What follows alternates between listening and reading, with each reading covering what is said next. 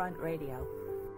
The rise and fall of images of the future precedes and accompanies the rise and fall of cultures. In the end, the future may well be decided by the image, which carries the greatest spiritual power. That was Fred Pollock, who was one of the early futurists. Or another way to put it is, the best way to determine the future is to create it. And that was from Peter Drucker. What we want to start out with connects to both the New Age and modern art and other cultural forces we've been talking about in previous episodes, mainly this British Empire of ideas. How does that present itself in America in recent times? Also today, let's talk about the fundamentals. Who controls the world? What is it exactly they believe? What do they want? And what are they going to do to get it? Kyle, do you want to start off? What I want to sort of start out with is the idea that oligarchy, or the few, sort of ruled by the few for the few, it's not exactly a unified conspiracy. It's not like these guys are all sitting around a round table or they all know where their orders are coming from. But it's more like a community of interests where people who sort of compete and sort of cooperate are all protected by something like mutually assured destruction. I'd start that with 3 points. Number one, the power of oligarchs is based on property, whether that's money or land or ownership or some kind of legal title. Number two, that property is based on theft, whether it's because literally they stole it in some kind of an imperial conquest or through organized criminal activities or through usury or through, basically non-wealth producing activities for the most part is where the super rich got their money in the first place. And then number three, the perpetuation of that system of oligarchy is all based on the desire of oligarchs not to have their property expropriated by the public. So you're saying the oligarchs have stolen what they have, and any of them can be called out at any moment by the public through the judicial system? The oligarchs have stolen their ancestors stole what they have. To keep what they have, they basically need to keep a wall between themselves and the public. And even though those oligarchs, they compete and they have competing interests, like, for example, the people who own the coal industry compete with the people who own the oil industry to some extent, or the natural gas industry or something like that. Both of those people need to protect themselves from fusion reactors. Oligarchs cannot be reformed, and this comes from Plato even. You can't really, if you try to convince oligarch A to fight oligarch B, then you're going to make a new enemy out of oligarch C, and the whole thing just kind of goes round and round because they sort of have these interlocking interests. In recent times, and going all the way back to antiquity, the Venetian system, or even going all the way back to ancient Greece, the oligarchs basically have two recurring themes. One is the idea that there's a growing population and dwindling resources, and those two things are about to collide. And then number two is that because of that, we need to radically reduce, suppress, and transform the population according to basically the needs or the prerogatives of oligarchs. In recent times, that would be things like H.G. Wells' Open Conspiracy, Huxley's Brave New World, The Limits to Growth paper by the Club of Rome, The Population Bomb by Paul Ehrlich, who's from Stanford University. The first quote I read is from something called Changing Images of Man by the Stanford Research Institute that's all about this. Kissinger has a famous thing called NSSM 200, where he talks about the threat of third world population growth. There's something called the Aquarian Conspiracy by Marilyn Ferguson that's about this. Eco-Science, which is by Obama's science advisor, John P. Holdren. We need to ask two questions that parallel the two issues of the oligarchs. Number one, is it true that resources are dwindling and as population is growing, and basically we're running up into a wall of resource scarcity? If that is true, then to some extent the oligarchs are probably right. That we are going to run out of resources and we're all doomed, and somebody needs to step in and manage that process so that there's not a cataclysm. If it's not true, then we need to ask, why do oligarchs constantly repeat this all throughout history? And I think either it's because it's a lie that the inner oligarchs do not believe, but they have sort of this coterie of economists and scientists and stuff to push that idea on the population. The whole point is just to stop that population from becoming free of the oligarchs and from, like I said before, expropriating their property. Or B, they're convinced of the idea because they're incompetent and they're just totally unfit to be in power. Question number 2 is, if we do in fact have the ability to have sufficient resources regardless of population growth, then what's our vision of the future that's going to counteract that vision of the elites? And I think you can see from the way that they put it, they believe that the vision precedes the reality. And I think if they've got a vision, which is in all of these books, you go back to The Open Conspiracy by H.G. Wells, that's basically what, all the John Birchers and stuff would call global government or the New World Order, where it's basically very limited individual freedom and very centralized decision-making on things like resource usage. And that's their vision. What's our vision going to be? I guess let's start with the idea of population growth and resource scarcity. We've talked in the last couple of episodes about why population reduction always seems to come up. With Ebola happening right now, the recent climate march, and Bindi Irwin's viral YouTube video, this is back in the news. People talking about the growth of population. Can Africa hold this many people, and ideas like that? There are 2 representative points of view I often hear. From the left, that the population is out of control and increases exponentially. When you hear that 7 billion people will only increase exponentially, that's terrifying. They also often talk about the resources used by the middle class and how the middle class lifestyle cannot spread to places like Africa, India, or China. On the right, you will often hear there is no population problem and the entire world population could fit into the state of Texas. However, those 2 points of view aside, I always like to go back to the British Empire's geostrategic policy and how population affects their control of the planet and its resources. It's imperialism. And how do these large populations affect their imperial goals? You look at the population of America. That's no longer an issue for them, really. We have an entire continent with 350 million. We looked at the population today of Africa, and it surprised me. I actually thought it would be a lot lower, but it was 1.1 billion. Mm-hmm. So if the British Empire had given them all the resources to industrialize and become their own superpower, they would have to compete with Africa. Then you've got the population of China, which is in the billions. And then you've got populations like Canada. What was Canada? It was about 130 million, something like that. And then Australia was something like 50 million, I think. Yeah. So the only populations they're concerned with, and also the population of Russia is only 140 million. So that's about a third of ours, right? Yep. So the only populations they're concerned about, let's simplify this, is India's population, Africa's population, and China's population. Right. They're not concerned with Russia's population, but they're concerned with Russia's technology. Now, are they really concerned, though, as they would have us believe, that China and India and Africa, basically, as they modernize, well, all of these people are going to want automobiles and TVs and blah, blah, blah. And so we're running out of food, we're running out of oil, we're running out of, rare earth minerals and all these kinds of things. Do they actually believe their own green mythology? Or are some of the more popular green ideas actually a mythology? We have to break that down. Does the ruling class in England, who wants to keep domination of the world, buy into their own green ideologies, or is this just an intelligence operation to get us, the rest of us, to live with less? And I think there's 2 levels to this. One is basically they're lying about certain resources being scarce. And now this is going to offend and shock some people, but you look at something like oil, the theory that oil is biotic or comes as a fossil fuel. Is rotted material.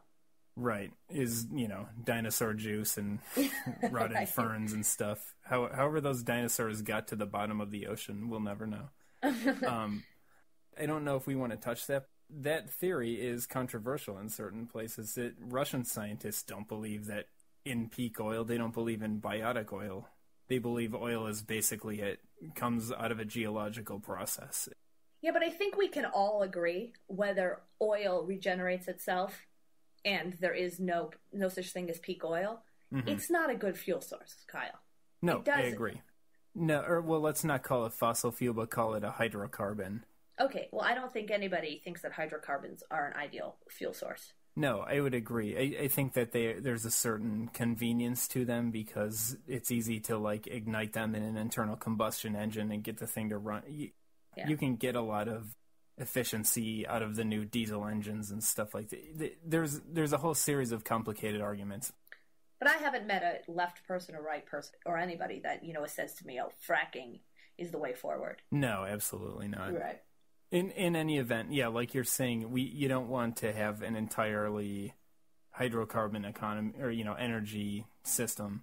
But on one hand, there is some suspicion that in fact we don't have scarcity of those kinds of materials. But then on the other side is the fact that we have the ability as human beings to expand and develop new resources. Well, before we switch topics on this, can I just make one point that I think the average person wrestles with? We all of us struggle with mythologies and try to figure things out on a daily basis. If the ruling elite, the majority of the ruling elite, care so much about pollution, which everybody cares about, people can be pro-climate change or anti-climate change, but everybody can agree they don't want pollution, they want clean water and clean air. Everybody agrees with that. So if the elite's concern was global warming, they could easily retool hydrogen cars. You telling me all these patents aren't out there or these ideas haven't been developed? I remember when I was a young kid, my dad developed a hydrogen engine in our garage. I swear to God that happened unless that was a dream I had. He said, look at this, I developed a hydrogen engine. So my dad spent a lot of his life being a mechanic and fixing airplanes. That's how he started out in Vietnam. He was an airplane mechanic. So my dad's mechanically inclined, and I remember him building a hydrogen engine. You're telling me we can't retool our cars to hydrogen? I'm just saying if the elite were so concerned, where are they on this? They do have hydrogen cars. I mean, it's basically it's just a compressed gas, kind of like having a propane tank on the back of a car. They have buses in certain cities and stuff run on that. Or how about this? Why can't it just be synthetic gasoline? Meaning, the Nazis had synthetic fuel for their tanks. They created it out of coal. If you had enough energy coming out of a nuclear power plant, you could use waste energy to produce synthetic petroleum out of crop wastes and garbage and who knows what. A hydrocarbon, it's hydrogen and carbon. So what do you have? You've got carbon dioxide, you've got hydrogen and water. Basically, these are simple elements. The entire crust under the crust of the earth is just like a sea of methane gas, and methane is the But wouldn't that produce emissions, which doesn't solve the problem anyway? No, I mean the problem with emissions and coming out of petroleum has more to do with contaminants in the gas and stuff. If you're just looking at a hydrocarbon, it's hydrogen and carbon. You're just going to be emitting water basically if you can get it to combust clean enough. But it gets at the point of resource scarcity is defined by current technology. And some people will ridicule this idea by calling someone with my point of view like a cornucopian or a technological utopian. But let's give a concrete example of the idea of energy density. So you can measure basically, it's called specific energy. It's measured in millijoules, which is a measurement of energy per kilogram weight of the energy source. So if you're talking about, let's just go with gasoline, petroleum, it's 44 millijoules per kilogram. If you're talking about uranium, like in a nuclear power plant, 80 million millijoules per kilogram. And petroleum is, the only thing that's used as a fuel, the highest thing below uranium and thorium, which are these, which are radioactive elements. The highest thing on the list is hydrogen at 142 millijoules per kilogram. So basically, like, the jump between these conventional energy sources we have just sitting around on the ground and uranium and thorium, for example, is just like an infinite jump. So if you go to a nuclear economy, well, gee, then all of a sudden energy scarcity seems kind of silly. Right. Because thorium, for example, you know, I'm not quite as up on the most recent designs for traditional nuclear power plants, but like a thorium power plant, people can get some of this information by going to Energy from Thorium or the Thorium Energy Alliance. There are scientists that are trying to resurrect this technology and promote it, and they're putting a lot of money into it in China and I think in India. So instead of giving the elite $85 billion a month to Wall Street and spending all this money to organize this climate march in advertising, you could spend about $1 billion to develop thorium power plants, and you would solve quote-unquote global warming and any energy scarcity concerns in about a year. Absolutely. You think it would take just $1 billion? To do the research and development. It would not to actually like deploy all of these power plants. Okay, and then we could power our cars as electric cars. As electric cars or with synthetic petroleum in like a highly efficient diesel engine or... So there's a ton of options, and we haven't changed options in hundreds of years. Yep. But the point is that the oligarchs of the planet aren't putting any resources, and that's a fact, because we discovered that we spend less money on researching new forms of clean energy than we do on dog food in the other episode. Mm-hmm. So if they cared so much, they can't mobilize to find us better sources of fuel. Yes, they can. And it's not because the oil oligarchs are holding them back. Right. I think it's so they continue to have this excuse. They don't care because they continue to have this excuse that humans are polluters. It's not so much to defend the oil oligarchs and to keep them in power. It's more to keep us out of power.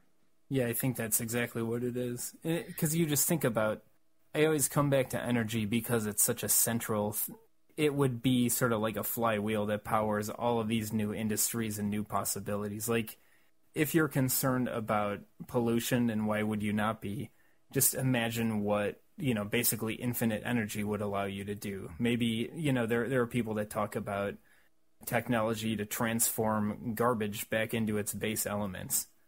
Throw your old TV into basically a big furnace and turn it back into copper and iron and whatever the heck is in there. That sounds polluting. Burning TVs? What do you mean? Well, I don't mean like in an actual fire. I'm saying just basically having technology to do. Okay, let's take another example. Having seawater desalination. Mm-hmm. The reason it's not done now is because it's not affordable. It just takes too much energy to get out clean water. And, you know, go beyond thorium power, go beyond nuclear power, and go to nuclear fusion, which is like this ITER thing. Seawater is your fuel source, and your byproduct is clean drinking water. Right. They're not putting any resources into this. They're putting super minimal resources. I mean, the government's putting a little bit into funding the research and development into this stuff, but we're talking, like we said, not as much as dog food per year. Right. You know, why are the oligarchs then so concerned and concerned since the beginning of oligarchy with this idea of growing population, dwindling resources? You know, every one of these books that I listed before, if you look at like the population bomb, makes these wild predictions. It's similar to like the global warming thing, where if we don't act now, in 5 years, you know, the oceans are all going to rise 20 feet, and we're, you know, like the population bomb or the limits to growth. It's basically like by 1975, the world is going to have 1 person per square foot, or, you know, something crazy like that. When in fact, you look at the world population and many areas it's decreasing. Yeah, many areas it's decreasing, absolutely. And in most areas, the growth rate is decreasing. Like I said, my grandfather was one of the heads of the United Nations Population Council, not a eugenicist, but he worked there. People are just suffering from so many mythologies right now. Population is decreasing in many areas. In many areas, if you go to Europe now, It's really, they talk about the beautiful people in France and the beautiful people in Italy. Mm-hmm. If you're on a city street in France or Italy, all you see are old people. Right. Not that old people aren't beautiful, but you know what I mean? You don't see. I was shocked by how much the population was aging, and you never see a baby cart being pushed. And you look around, I mean, I'm in the Chicago area, but you look around here, and all the people I know who are in their, they didn't have kids at a young age. Now they're in their 30s, some like nearing 40 or in their 40s. And when they try to have kids, they can't do it. There are fertility problems. People are doing in vitro or doing hormone therapies. And, I grew up in a family of 5. A lot of people I knew grew up in families of, 3, 4, 5. Mm-hmm. And now it's almost rare to find families of 2. Right. Or, with 2 kids, I mean. Yeah. They have successfully pushed a lot of this global warming, population reduction mythology onto us, and they're going to continue to do so. It's only going to get worse from here on out post this climate march. Right. So they're concerned with the population of Africa and India, but mostly they're concerned with them industrializing. Right. Let's take another example, the example of food. If it's just how are we going to feed this growing population? The U.S. is, I think, still the biggest exporter of grain in the world. We export to all kinds of places. Some people are starting to ban U.S. grain imports for various reasons, like Russia and China, over fears of GMO contamination. I think that's basically cover for they're trying to develop their own agricultural sector. But we grow more corn than anyone in the world. 40% of it is used for ethanol, which is like the fuel blend that you find in your gas tank. 40% of the corn is used for animal feed. 10% of it is exported, and then 10% of it is turned into food. So if we went off ethanol, then we would have 40% more corn. Yeah, or whatever the math is. But right, basically double the Iowa farmland just by getting rid of ethanol. And we don't, you could just replace it with gasoline tomorrow. The only reason ethanol is there is some, fear of peak oil or whatever it is. Mm-hmm. Maybe we don't need to get into this one, but even with like animal feed, just like the inefficiency of feeding corn to animals and then eating the animals in terms of like what's the footprint of doing that? How much water is used, how many... Instead of irrigating grazing land through desalination or, like you said, redirecting the energy flow from the melting ice caps in Canada or whatever. Yeah, or how about let's maybe eat more potatoes and less KFC. We might all be healthier too, but maybe we don't want to go there. No, it's okay. I mean, it's a really painful subject. How we treat our animals. All of these major reforms affect all these other things we care about. Right now, there are animals suffering in factory farms all over the world, and that's unnecessary. Yeah, well, and with the issue of why are we producing so much meat, I think a lot of these, the documentaries got it wrong, these King Corn and the Michael Pollan stuff, where basically they're saying we're subsidizing people to grow corn. Well, that's not really it at all. It's that the price is so cheap that they have to grow as much corn as possible, and that cheap subsidy basically keeps alive these concentrated animal feeding operations and the whole, basically we said it on a previous show, we're a grain colony for the world. Mm-hmm. We are set up to basically export meat around the world, to export cheap grain around the world, wheat or soybeans or whatever it is, to export cheap animal feed. People talk about like, oh, they're cutting down the rainforest for cows in Brazil or whatever. Well, where is that feed coming from? Some from Argentina, but most of it is coming from those American farms. That's exporting. 40% of your best farmland is turning into GMO corn and soy that's going to go feed cows in Brazil that are going to turn into a $1.99 hamburger. If we had abundant free clean energy, then we could also have abundant free clean water, which would mean that we would have more grazing area for animals to live humanely, and we could bring animals back onto the land and all that stuff we were talking about in the parody show. Yeah, and if you have the fair price paid to the farmers so that they can actually afford to do any of that.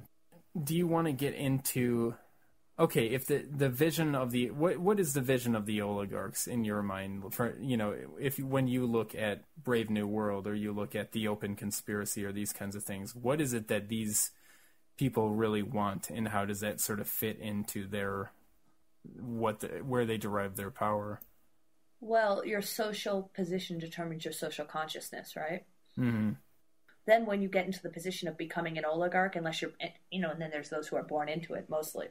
But when you get into that position, all of a sudden, it's easy to go to that place in your mind that's anti-people, pro-population reduction. Because you don't have necessarily an educated context to place those feelings. Meaning, if we became billionaires tomorrow, if we suddenly became billionaires after all of our political work, even if we had those types of instincts, we'd understand how to consciously put them in the right place, manage those feelings when you were a fully formed, self-realized, conscious person. Right. What is the mindset of most oligarchs? It's not good. It's all population reduction, and it's environment before people. I heard this analogy one time that we're so desensitized to human suffering, but we're not yet as desensitized to animal suffering. And remember that story back during the Iraq War when that soldier threw a puppy off a cliff? Mm-hmm. The whole world went nuts, but yet we can see on a daily basis, babies with their heads blown off and faces blown off, and nobody really bats an eye. We've been desensitized over a long period of time to human suffering. And we also have this feeling, humans can speak up for themselves, so animals have that disadvantage. So we put animals and the environment before people. We believe that it's other people that are the enemies of the animals and the environment. I just think that even among oligarchs, there are certain mythologies which they believe. Like, to take a sort of contrary example to this idea of environmentalism, is you look at Ayn Rand. Look at the sort of the message of Atlas Shrugged and Anthem and all these things, which is basically you, the elite, are the producers of wealth in the society, and everyone else is a parasite who deserves to die. And if you walked away tomorrow, they'd all drop dead because they couldn't fend for themselves. From my personal experience, there are a certain class of people who are just fanatically dedicated to that idea.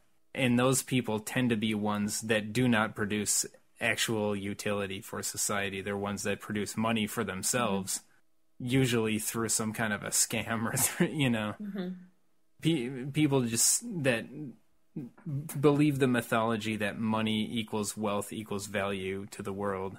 And if you have money, it's because you deserve it, and you're the job creator. It's like this guy, Peter Schiff, who was Ron Paul's economic advisor, is always talking in those kind of terms, where I created this many jobs, but his career is managing a hedge fund that steals money from people. Yeah, you created a bunch of parasites, but it's not really a job. Yeah, it's like saying you run a crack team of thieves that goes around stealing, robbing houses, and that makes you a job creator. Yeah, Wall Street speculation is not a job. Right. Do the elites actually... Watch somebody trying to prove it in their mind right now. They're like, yes, it is. And they're trying to think about it right now. I'm going to prove it is. Shut up. We talked about this before, about the idea that there's like the inner elite create the mythologies, and then like they have the mythologies for the masses, and then they even have mythologies for the outer elites, meaning, that might be doctors and scientists and educators and journalists and those kind of people who are sort of the people who keep the mythology machine running. Mm-hmm. Is all of this stuff, the idea of like the need to reduce the population, is that just for those people to believe? Is it just to create like an industry of climatologists or an industry of, whatever it is, people who are worried about population and that kind of thing? I don't understand how you mean just to create an industry. They don't seem to be concerned with creating any industries. Or not industry, but meaning like they create these fields to sort of perpetuate the mythologies through academia and through the media and stuff like that. I'm just wondering, at the end of the day... Yeah, I got another from my stepdad before we started recording. He said to me, 100% of qualified scientists agree that global warming is real. Right. Qualified by whom, Yeah. What would you do if you were suddenly the ruler of the world? You know what? I think this is important. I'm just not playing a dumb game, but I think this is important. I think everybody should ask themselves this. Mm-hmm. What would you do if you woke up tomorrow and you were a noble tyrant?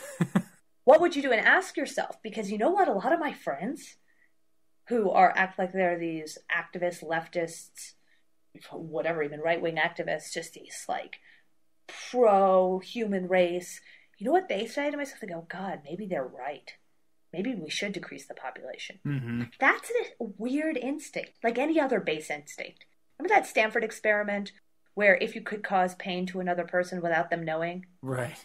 That most people did it? Right. Right? That's a shadow area of our psyche. Yeah. And that's a taboo. If you were in charge of the planet, what would you do?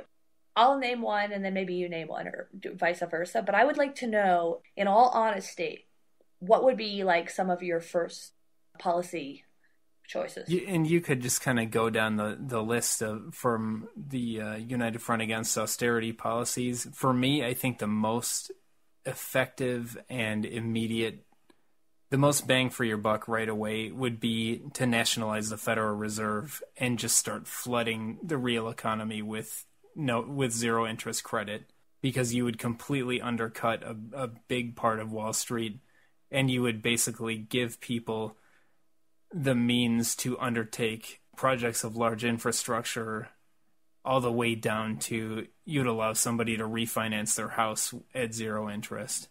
Instead of giving $85 billion at 0% to Wall Street, you'd reroute that money to productive. You would just flood the economy with like $10 trillion and say, all right, nobody has to pay interest anymore. For what? For infrastructure. Let's start there. Roads, sewers, bullet trains, all the way to water desalination. You want to... I'm just playing devil's advocate, not to interrupt you. People would say, we already have sewers. But I talked to a guy on the street in Nebraska who was in charge of the infrastructure for the sewage system there, and he said that he started to cry. And he said to me, some of my friends ask me how bad it is, and I don't want to tell them. Yeah. We're working on a 100-year-old or more sewage plant. What was the city Dan was campaigning? Was it Kearney, where they actually had a water main or something burst and flooded the hospital? It was something like, or the sewer backed up. I looked that up. Oh, yeah. I forgot. Yeah. And right away I happened upon a historical photo, and it was literally from like 1896 when they were laying the sewers that were still being used in the town. We're talking about not very thick iron pipe built in 1896. So redoing our sewers, most people can't relate to what it even means to redo our sewers. Like they'd say, oh, who cares? What's that going to do for me? We're going to redo our sewers. My sewer's working fine. When I flush my toilet, I'm fine. Yeah, it works just fine until shit starts backing up into your house and ruins your entire house. I'm really trying to think of things that can relate to people, because I really think that our platform does not practically relate.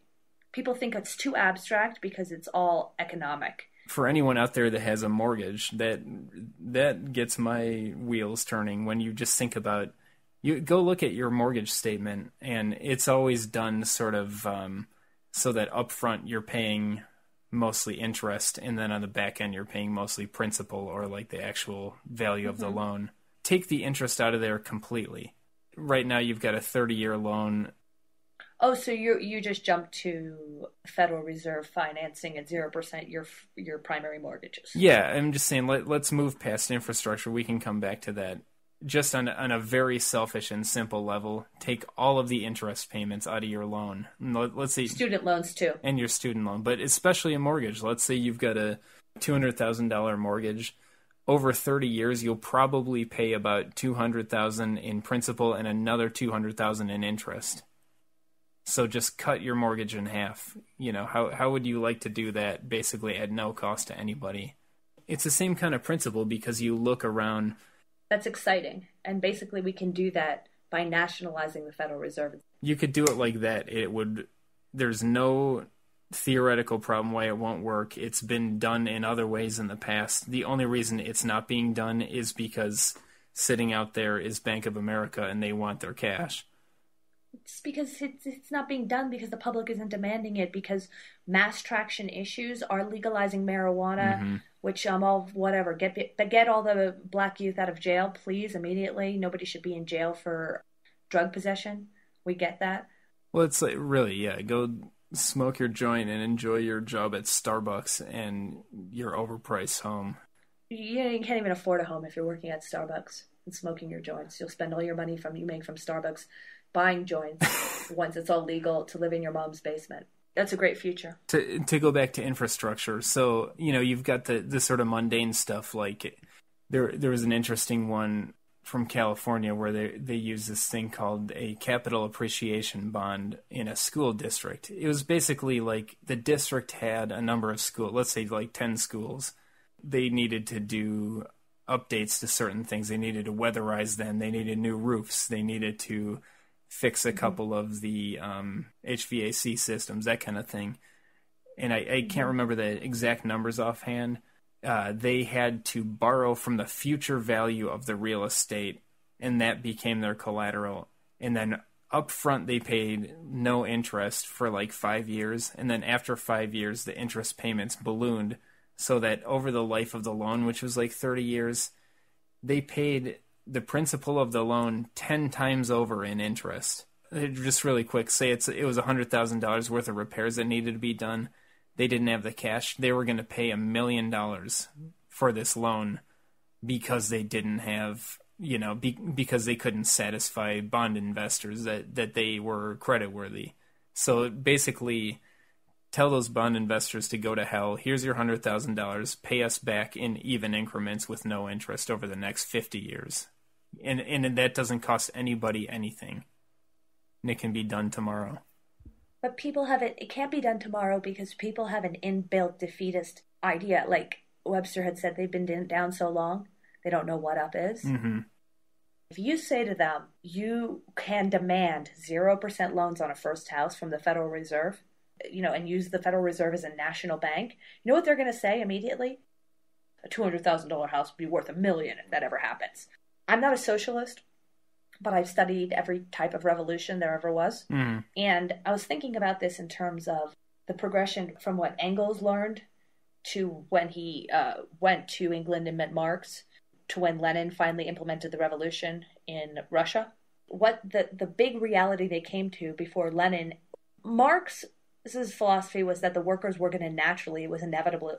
He said that it was inevitable that if things kept going the way they were going, the workers were going to organize and become revolutionaries, right? Mm-hmm. What broke their hearts so much is that the workers never did. Yeah. They just kept taking their pay and they never did. And Marx started to wrestle with this, Engels started to wrestle with this, but then finally Lenin said, I'm going to give a rebuttal to one part of this argument that I think it was called revisionist socialism. Mm-hmm. It came from a guy after Marx and Engels who after they died took over the Socialist Party, and he did a form of socialism called revisionist socialism, and he said, I've got to revise one part of Marx and Engels' theories that the workers are ever going to revolt. Mm-hmm. He said, because it doesn't seem to be happening. What we need are professional revolutionaries to do the work for them. That when Lenin took power, he did it with a handful of people. Right. And he took power of Russia. I mean, it was awful. It was done the wrong way. It was bloody, brutal. People were sent to concentration camps who were against them. It was not a pretty thing. But the point is how can we get the masses to get behind something like nationalizing the Federal Reserve? If you say that's your first thing you'd implement if you rule the world, you'd have to do a mass propaganda campaign and get these people to demand it. Are people going to understand that enough to demand it is what I mean. What that means. Let's go back to Plato, and this is something. So you've got the oligarchs. The oligarchs are the few. You've got the possibility of a mob or autocracy, which is basically, what you're talking about, the proletarian revolution. Mm-hmm. And then you've got the tyrant. And the tyrant doesn't necessarily mean he's a bad... That's where, where he comes in with this idea of the noble tyrant, is that basically if the will of the people is vested in, a ruler who represents their interests, it's that ruler or that sort of cabal of rulers who makes it happen. And I think that's kind of what you see with, look at the New Deal, look at what Abraham Lincoln accomplished, look at the American Revolution. That's what you see in the history of America. It's not the workers rising up. It's not. The workers made a lot of strides in, labor strikes. Sure. But did they do what, like we were saying earlier, the philosopher king could do? Right. Well, and there do need to be intermediaries in the process, but like let's take the issue of parity agriculture, which we talked about previously on this show. You had farmers getting absolutely just decimated during the whole Dust Bowl era. During, I talked about before, my ancestors in Wisconsin, how they just lost everything and were just living, hand to mouth, and people were really, really hurting. But the farmers didn't all get together and say, we need a fair price. They had the instinct to know when they saw it that the fair price was what they needed. But the people that got this through were a very small group of basically academics and activists. The thing that got it through was Roosevelt. Mm-hmm. It wasn't that this idea originated within Roosevelt. It wasn't that he was the key architect of it or anything, but it was because Roosevelt was the elected president of the United States in a system where the president has a lot of power. Mm-hmm. And he was the kind of guy that knew a good idea when he saw it. He fought for it, and he exerted pressure in the right places, and it happened. We need professional revolutionaries in service to a program. There's this idea that activism and revolutionary activity is something you do on the side. Mm-hmm. You have a job, and then maybe you go to a protest here and there, or you do it on the weekends or at night. And I don't believe that at all. There should be such a thing as a professional revolutionary. Yeah, and once in a while you need a good town hall meeting or a good demonstration or whatever, but just this idea that we're going to all just hit the streets and hold up signs and yell forever and something is going to happen. It's like... No, the elite have strategists, Kyle. Yeah. The elite hire Kissinger and Zbigniew Brzezinski. The people should have their own strategists. Right. Strategists who come up with a platform to end this economic depression, and we then are in service to the right platform. Right.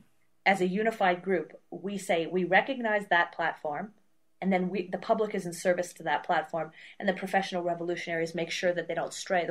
Same way that Alexis Tsipras has done in Greece, where he's gaining power. Right. He's a professional revolutionary in service to a program, and the people can recognize what he's doing is good. Well, and you hit on an interesting point that goes back to the very beginning, where we're talking about these people. I've just been reading this thing called Changing Images of Man. It's a sort of infamous report that was put up by the Stanford Research Institute. Basically, it's predicated on this idea of resource scarcity and the need to transform society. It was put together by a group of... Good old Stanford and their resource scarcity. Yeah. It was put together by a group of people that included a number of British intelligence figures, but also like Margaret Mead, that woman who's an anthropologist, Joseph Campbell, who's the guy who wrote The Hero of a Thousand Faces, people like that. So their thing, and this was sort of followed up in this book, The Aquarian Conspiracy, was basically what we need to cope with the need to reduce the population is something like a global New Age culture. And it sounds crazy. I mean, just think about this. These are... Stanford professors emeritus. Well, they'll kick you out of Stanford if you talk about the things that we're talking about in this radio show. Many of my family members are Stanford professors. I have an uncle who was a physics professor who developed the Stanford Linear Accelerator. I have a grandfather who was one of the heads of the science department. Mm-hmm. He came close, or I think he won a Nobel Prize for metallurgy. A lot of my relatives are Stanford professors. They've told me, you can't talk about these subjects at Stanford. It's very politically correct.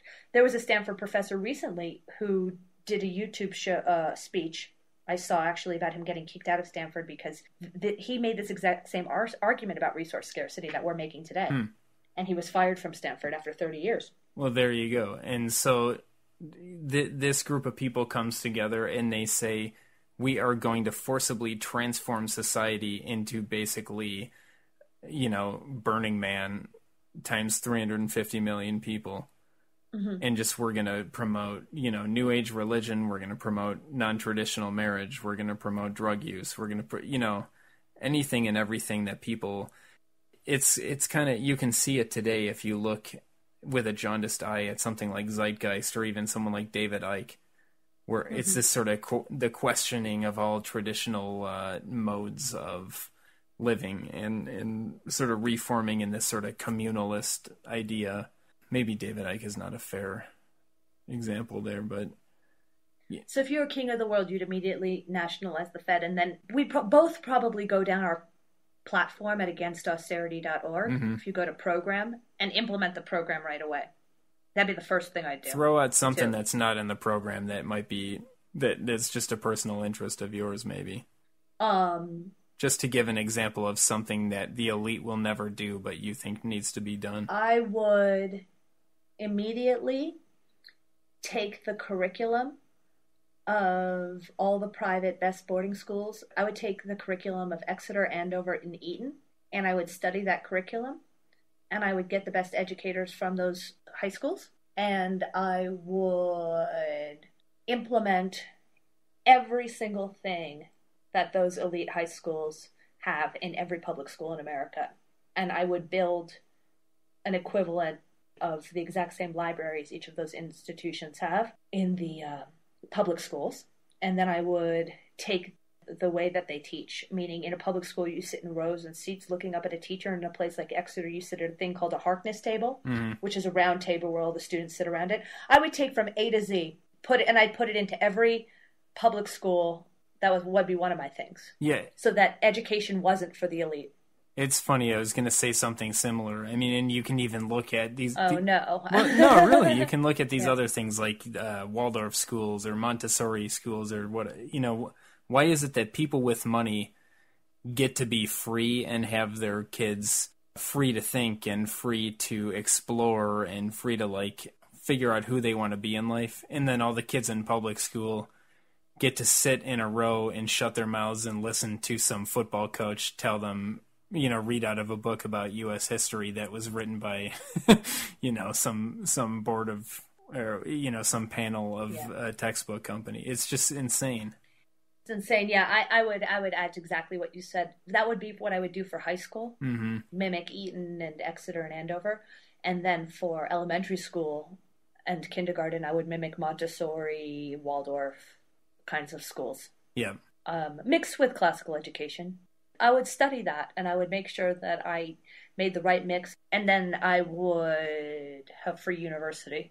Well, we have this in our program, but making state, community, vocational, and city colleges free immediately. And then private schools would have to probably drop their cost. And for private schools, I would allow 0% student loans from the Federal Reserve. I would say if I... This is our own little utopic zeitgeist show. Yeah. Sorry. Well, and what I'm going to say is sort of similar, but it just goes to show you that what everybody really wants is freedom. We do want... I think the libertarians are sort of right in one sense that what humans really want is liberty to be able to pursue happiness, for lack of a better... And I would posit that the thing that takes away your freedom the most is a lack of an education. And I know that's been said before. People always say, education makes you free. No. I'm talking about the type of education that blows apart class boundaries. Yep. Where anybody could be mistaken for an aristocrat. And what I was going to say, though, is that liberty is a goal, but liberty is not the method. What are the libertarians are talking about? They kill funding for any of that kind of stuff. Yeah. What are the libertarians' version of freedom? Running around with a gun? Right. No public schools, no post office, no Medicare. Just basically you're on your own, which is going to turn it into Planet of the Apes in about 10 years. That's not freedom. Right. Freedom isn't the freedom to smoke a joint and have a gun and not have the police, stop you from smoking the joint and having a gun. Right. That's not real freedom. Freedom is the ability to walk between classes freely. Seriously, people don't really understand that, but that's real freedom. The freedom is to think of an idea and be able to make that idea a reality and not have any barrier because you are exactly on the same level. You've been educated exactly the same as any elitist. Because believe me, elitists can see that the rest of us are different than they are. And that comes from our education. It starts with our families, of course, But that can be made up for with great schooling. And what I would say, which is also going to sound like I'm a libertarian, is to get into this whole area of health freedom and things like that, where I would say you've got to shut down the entire medical complex. We could do a whole show on this. Now, what I mean is the way that it's being done. What you don't want to do is say, no health care for anyone, we're all going to use homeopathy, because then you'll all die. I've had several life-saving experiences with medicine. Like my wife had an emergency C-section with my first son and had like dangerously high blood pressure. She would have died. My son needed a heart surgery. He would have died if not for, there are people all the time are saved by medicine. It's just, some of the stuff they can do is amazing, but the problems are it's too expensive because of Wall Street, for one thing, because of the perverse incentives of the insurance industry, because of the perverse incentives of these health management groups, the pharmaceutical lobby. Basically you've got a cabal of people conspiring against you to profit off of you being sick. Even before you can have a good education, you need good health. And why should there be any profit motive involved in there, other than people being able to make a living as a doctor or whatever? So you could start with publicly financing medical education so not only the elites can become doctors. Mm-hmm. You could move on to nationalizing drug research. And I'm serious about this. I think there should be no such thing as a patent on drugs respected in this country. I think it should be done through grants at national laboratories, through consortia, through multinational cooperation, and you just license out the manufacturing of it to companies, but you do not want to let GlaxoSmithKline and Merck and Pfizer and all of these companies that literally come out of like the Nazi drug complex tell you what you can and can't have and how you're going to fight cancer and how you're not going to fight. Seriously, go to the website for Merck and pull up their board of directors and look at where those people come from. Every single one of them comes from a Wall Street hedge fund, an ad agency, or a competing like Fortune 500 company that's in something like oil or telecommunications or public relations or things like that. It's a cartel. Do you really think those people care if you have a good outcome from cancer, or do they just want to sell you $15,000 chemotherapy, let it drag on for a while, and then you drop dead and they move on to the next one? Yeah, so nationalizing health research like we do with national labs for like physics. Absolutely.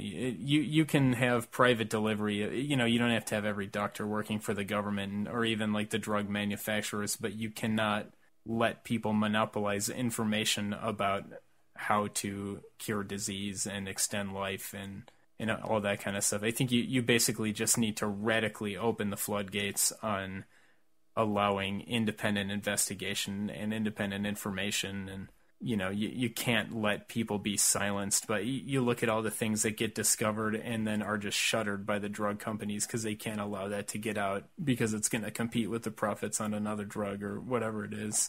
With both of those things that we mentioned, that's not part of our program exactly, but it's like those are things that are only made possible through that program because you have a strong economy, you have a source of credit, and you have, in general, this idea that it's okay for the government to assert its power over private interests where the general welfare is at stake. Mm-hmm. And I think that's the idea, is you use your government as a representative of the public will to create the conditions in which you can have liberty. Mm-hmm. I'll come back to that quote, the Lincoln quote, where the sheep and the wolf are not agreed upon a definition of liberty. Is it liberty for the sheep, which means we're going to create a fence with that no wolves are going to come eat you so you can enjoy the sunny day and eat the grass? Or is it the freedom for the wolf to go around eating the sheep, I'd really like to, moving forward with this show, get our audience more and more involved, because I'm getting scattered messages all over and on Facebook, and we get them in different places. But if people could ask themselves what their version of liberty is, because of this idea that people have been down so long they don't know what up is, I'd like people to start to think about possibility. And if they could write to United Front Radio @gmail.com, because we've all been down so long. The United Front Against Austerity and the Tax Wall Street Party are an international coalition. I'd like to take the last few minutes and visit our brother-in-arms in Ireland, Patrick McCarthy, who will be running for Dublin City Council, which is the equivalent and can lead to being the mayor of Dublin, what he would do if he was suddenly thrust into the position to rule the world. If I was given the option, let's say, to be a benevolent dictator, if there is such a thing, I would actually go about setting a term limit on myself of 6 months. And I would spend that 6 months working rigorously to restore democracy in its true form. Its 4 pillars, its 4 core pillars of democracy. Which are? Of course, there is the rule of law, popular representation, suffrage, and individual liberty. Now, let me explain each of those things. That is firmly restricted or limited by a legal relationship between the government and the governed in the form of a constitution. Okay? I am a big believer in restoring a nation's constitution. And if you don't have a constitution, like the United Kingdom, for example, I'd also abolish monarchies, so just be the United Place until we can come up with a better name. I would insist that you get one. You can write it. I'm not going to write it for you. I'm too busy. I've only got 6 months. So I said I've got to fix Africa, and that place is a complete poop house. No thanks to white European imperialism. Right. So I gotta undo that hot mess. In 6 months. I don't have time to be writing your constitution for you. Okay, I'm not that benevolent. Write your own constitution, but write one, and write one in such a way that it guarantees the fact that you need to have actual checks on power. Like the American Constitution, for example, or even the Irish Constitution, where I'm from. It's a holy document, and I don't mean that in the way of it being sacred. I mean that it's literally been left underneath the bed in a rat-infested apartment where it's been gnawed to pieces. Okay? And nobody can actually read what it says anymore. It needs to be taken out, dusted off, and you need to get some artistic restorers on that or something and actually see what it says, like those people who work on ancient documents that are found in the desert. Restore this and tell us what it says. Popular representation. This means that the government is regularly elected to represent the people who have the authority or power, well really the authority and power, to decide who governs. Which means Harry S. Truman used to have a little thing on front of his desk that said the buck stops here. Liberals love to talk about that. Harry Truman, wasn't he tough? Yeah, he was tough. Dropping 2 nuclear bombs on defenseless people. Tough guy. But he used to have like a little sign that the buck stops here. And in a weird way, he was telling the truth to the American people. Because what he was saying was, no, the buck doesn't stop at you. No, it stops at me. Well, it actually stops at the guy in the next room who actually, tells you what to say and do. But I like to pretend it stops at me. It certainly doesn't stop at you, though. Now, suffrage. What does suffrage mean? Daniela? Voting. Women's right to vote. Okay, now, suffrage needs to be free, it needs to be equal, and it needs to be universal, okay? This means we need to, restore the right to vote to people who are felons, okay? All right, let's talk about this. We need to stop disenfranchising people who committed minor crimes in the past. And I'm saying minor crimes, okay? So anybody writing to the show, Patrick is not saying that murder is a minor crime, okay? I'm saying minor crimes, lowercase felonies. During these Tax Wall Street Party elections, it's amazing how many people come up to me and say, it doesn't matter, I can't vote, I'm a felon. I'd say it's almost 1 in 3. So many people in America are felons.